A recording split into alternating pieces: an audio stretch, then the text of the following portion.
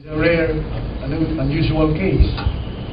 In fact, this is the first case here in our hospital.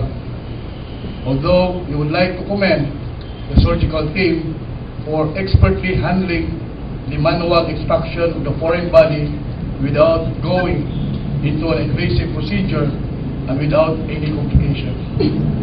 And considering that it is really an unusual case, excitement and clapping may have been elicited, but the committee found this excessive and inappropriate, and some acts were already in violation of some hospital policies.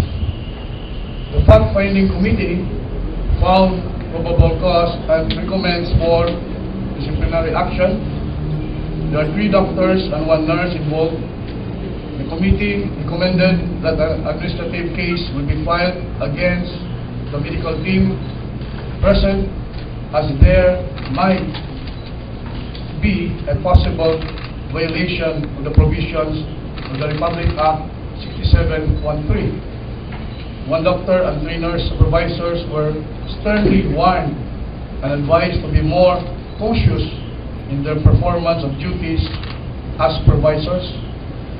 That the clinical instructor and nurse trainees alluded to by the staff as the other person who probably misbehaved in the emergency operating room during the procedure should no longer be allowed to rotate in our hospital. We recommended that these charges will be filed in this.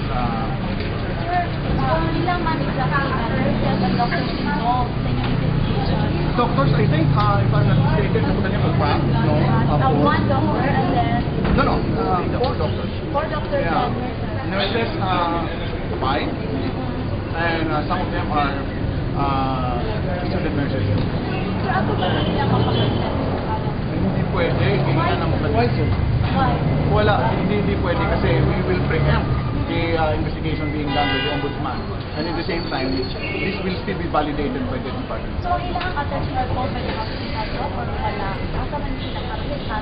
They're still here because there is still, meaning due process still ongoing.